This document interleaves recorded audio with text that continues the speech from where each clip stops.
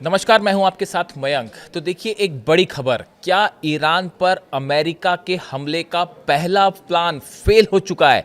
क्या अमेरिका और ट्रंप ने जो पहला प्लान तैयार किया था ईरान पर हमले का, वो पूरी तरह से फेल हो गया? अब ये सवाल क्यों उठ रहे हैं, इसको समझने की ज़रूरत है। देखिए बड़े सारे एक्सपर्ट्स इस तरह की राय जता रहे हैं कि अमेरिका ने ईरान पर अटैक का जो पहला प्लान तैयार किया था वो पूरी तरह से डिरेल हो गया है, और वो पहला मिशन जो था, पहला अटैक का फर्स्ट प्लान था, वो बिल्कुल उस तरह से नहीं हो पाया जैसा अमेरिका ने प्लान किया था। अब देखिए इसको समझने की ज़रूरत है कि ऐसी बात क्यों कही जा रही है। आप देखिए पिछले कई दिनों से डोनाल्ड ट्रंप ये कह रहे हैं कि हम मदद भेज रहे हैं, हम हमला कर देंगे, लेकिन ये हमले नहीं हो पाए। इसकी क्या वजह है? पहली बात जो इसमें सबसे पहला पॉइंट है वो समझिए। देखिए अमेरिका ने जब भी कोई बड़ा ऑपरेशन किया, मिलिट्री ऑपरेशन, आपने हाल ही में देखा वेनेजुएला में जिस तरह से ऑपरेशन हुआ, उसमें एक सरप्राइज एलिमेंट था। अमेरिका ने अचानक अपने फाइटर जेट्स भेजे, हेलीकॉप्टर्स भेजे और मादुरो को अरेस्ट करके ले गए और हमला कर दिया। एक सरप्राइज एलिमेंट था, अचानक ये हमला किया गया। जब अमेरिका ने हमला किया था ईरान पर, देखिए पिछली बार जो 12 दिन की जंग थी, ईरान और इजराइल के बीच में जंग चल रही थी, इसी बीच अचानक अमेरिका के B-2 बॉम्बर्स फ्लाई करते हैं अमेरिका से, और ईरान के तीनों परमाणु ठिकानों पर, इस्फहान, नतांज और फोर्दो पर उन्होंने बमबारी करी और तुरंत वापस चले गए। एक सरप्राइज एलिमेंट था, यानी सामने वाला जो पक्ष है उसको बिना जानकारी के अचानक से ये हमला किया। ये सरप्राइज एलिमेंट होता है। अमेरिका जब भी कोई हमला करता है और वो सक्सेसफुल होता है, जब बड़ा हमला, तो उसमें एक सरप्राइज एलिमेंट ज़रूर होता है। लेकिन इस बार देखिए क्या हुआ।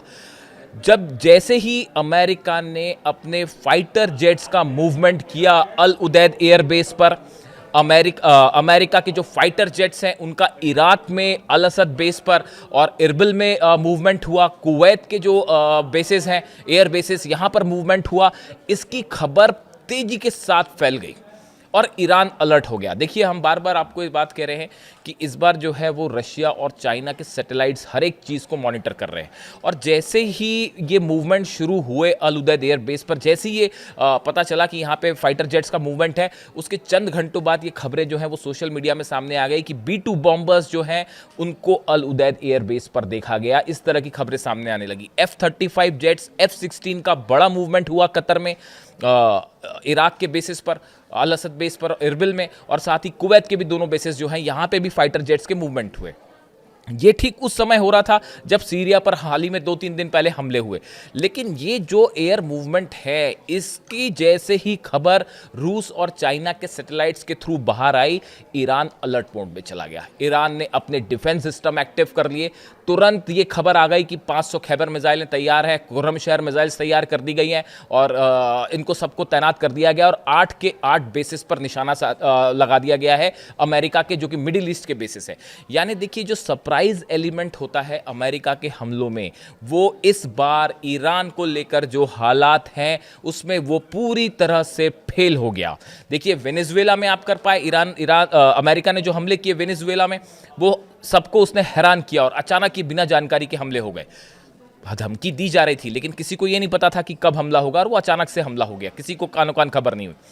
लेकिन इस बार ईरान के आसपास जो मूवमेंट है अमेरिकन फाइटर जेट्स का, इसकी जानकारी पूरे मिडिल ईस्ट में फैल गई, ईरान को हो गई, और ईरान ने अपनी सारी मिसाइलें तान दी। ईरान के जितने कमांडर्स हैं, चाहे एयरफोर्स चीफ हो, चाहे खामेनी साहब के एडवाइजर्स हो, या फिर उनके संसद के प्रमुख हो, सब ने सीधी चेतावनी दे डाली कि अगर एक भी हमारे ऊपर स्ट्राइक हुई तो 8 के 8 अमेरिकी जो बेसेस हैं उस पर सीधा हमारी मिसाइलों की बरसात हो जाएगी, और इसराइल का क्या होगा आप देखो।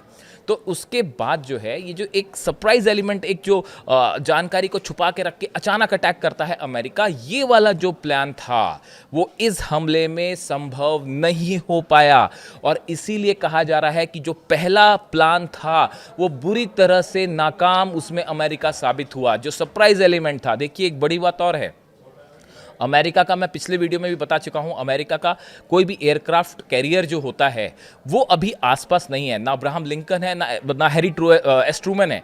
ये दोनों एयरक्राफ्ट कैरियर पिछली बार जो है वो मिडिल ईस्ट के आसपास थे जब हमले किए थे अमेरिका ने ईरान पे, कि अगर हालात बिगड़े तो ये मदद कर पाएँ, लेकिन ये अभी आसपास नहीं है। इसलिए अमेरिका पूरी तरह से अपने फाइटर जेट्स पे ही डिपेंडेंट है कि इससे हमले हों या फिर जहाज़ से जो है समंदर से हमले हों, चाहे वो फारस की खाड़ी में हो या ओमान की खाड़ी से से हमले हों या अरब सागर से हमले हों। तो अब देखिए मामला ये है कि ये जो फाइटर जेट्स का सरप्राइज अटैक का एलिमेंट था वो इस बार फेल कर दिया और इसमें रूस और चीन की बड़ी भूमिका है। हर जानकारी ईरान तक पहुंच गई। ये पहला झटका है जिसकी वजह से कहा जा रहा है कि अमेरिका के ईरान पर हमले का पहला प्लान फेल हो गया।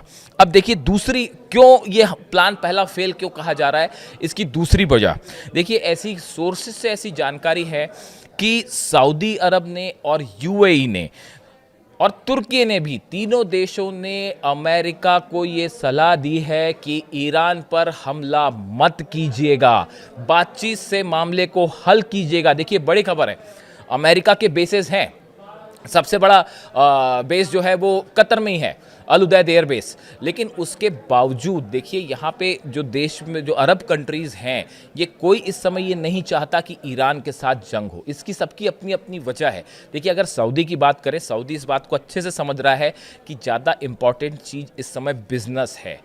आगे जो प्लान उन्होंने 2030 का जो प्लान तैयार किया है सऊदी ने और क्राउन प्रिंस ने कि इकोनॉमिक डेवलपमेंट होना चाहिए, रोजगार होने चाहिए, ऑयल बिजनेस होना चाहिए, ये पूरा का पूरा बुरी तरह से ध्वस्त हो जाएगा अगर अमेरिका और ईरान की जंग होती है तो सऊदी ने अमेरिका के साथ है, भले अमेरिका की एयरबेस हो और सपोर्ट करते हो अरब कंट्रीज़ अमेरिका को, लेकिन एडवाइस यही की है कि भाई ईरान से आप अभी जंग मत करिए, ईरान पर हमला मत करिए। ऐसी जानकारियां हैं कि सऊदी ने भी ये कहा है, यूएई की तरफ से भी ये कहा गया, अल्दाफरा बेस है वहाँ पे और यूएई में भी बड़ा मूवमेंट है अमेरिकन फोर्सेस का, लेकिन उसके बावजूद यूएई ने ये सलाह दी है हमला मत करिएगा। और तुर्की ने तो साफ तौर पर कह दिया है कि किसी सूरत पे ईरान पे हमला नहीं होना चाहिए। यानी देखिए कई सारे एलाइज जो अरब कंट्रीज़ के हैं अमेरिका के, वो ये नहीं चाहते कि ईरान पर हमला किया जाए। अगर ईरान पर हमला होता है तो ये जंग पूरे मिडिल ईस्ट को जलाकर रख देगी और बहुत बड़े स्केल पर ये जंग होगी। ऐसा नहीं होगा कि ये सिर्फ अमेरिका और पिछली बार की तरह बॉम्बर्स आए, 3 न्यूक्लियर साइट्स पर हमला किया और वापस लौट गए, ऐसा कतई नहीं होगा। अरब देश भी एडवाइस कर रहे हैं ट्रंप को, हमला मत करिए। अब जो तीसरी बात देखिए, रशिया और चाइना, पिछली बार जब हमले हुए थे तो रशिया और चाइना कुछ ज़्यादा खास मदद नहीं कर पाए ईरान की, लेकिन आपने देखा पिछले 24 घंटे के ही बयान देख लीजिए, पुतिन ने साफ कह दिया, मैंने पिछले वीडियो में भी आपको बताया था कि कैसे ईरान के बॉर्डर पर जब ये खबरें आई कि अमेरिकी जेट्स आ सकते हैं और ज़बरदस्त टेंशन देखने को मिला, उसके बाद पुतिन की तरफ से साफ मैसेज आ गया है अमेरिका को, ट्रंप को, कि अब हद में रहिए, हमला करने की सोचिएगा भी मत वरना मामला बिगड़ जाएगा, सीधी चेतावनी। यानी रशिया इन्वॉल्व हो सकता है, खासकर वेनेजुएला के बाद, और चाइना की तरफ से भी जिस तरह से ट्रंप ने कहा कि ईरान से व्यापार करने वाले देशों पर 25% टैरिफ लगेगा, उसके बाद चाइना इज ऑल्सो फ्यूरियस, वो भी गुस्से में है और उसने भी साफ ये संदेश दे दिया है कि किसी सूरत में ईरान पर हमला नहीं होना चाहिए, हम ईरान के साथ खड़े हैं। यानी देखिए अब बात सिर्फ ईरान की नहीं है, रूस और चाइना दोनों को सीधा चैलेंज किया है डोनाल्ड ट्रंप ने वेनेजुएला में, और उसके बाद अब ग्रीनलैंड को भी लेकर जो है वो नेटो वर्सेस पुतिन एकदम साफ साफ है। और पुतिन ने साफ कह दिया कि अगर नेटो कंट्रीज अमेरिका को सपोर्ट कर रही हैं ग्रीनलैंड के मामले में, तो आप समझिए कि फिर यूरोप को कोई नहीं बचा सकता। तो ये मामला सिर्फ ईरान और अमेरिका के बीच तक का नहीं है, अब रशिया और चाइना के लिए ईरान एक प्रेस्टीज इशू बन गया है कि हर हालत में ईरान की रक्षा की जाए। यानी ये एक और तीसरी बड़ी वजह जिसकी वजह से ये माना जा रहा है कि अभी तक डोनाल्ड ट्रंप ने अटैक नहीं किया और ये प्लान फेल क्यों हुआ, थर्ड पॉइंट। आप चौथा पॉइंट समझिए, कई सारे सोर्सेस से ये खबर है, आपको भी मिल जाएगी, जिसमें ये कहा गया है कि ये कहा जा रहा है कि इजराइल खुद अभी इस बात के लिए तैयार नहीं है कि अमेरिका ईरान पर हमला करे, क्योंकि होगा ये कि अगर अमेरिका के बॉम्बर्स ने हिट करते हैं ईरान को, उसका पहला नतीजा ये होगा कि इजराइल पर पिछली बार से कई गुना ज़्यादा बैलिस्टिक मिसाइल्स की बौछार हो जाएगी। और बताया जाता है इस बार तो 750 मिसाइल्स, इस तरह के बयान आए ईरान की तरफ से कि 750 मिसाइल्स तो सिर्फ तेल अवीव पे हम गिराएंगे। तो उसके बाद जो है एक बड़ा वर्ग इजराइल का ये सोचता है, थिंक टैंक्स जो हैं इजराइल के, वो ये सोचते हैं कि अभी इजराइल पूरी तरह से तैयार नहीं है इसको लेकर।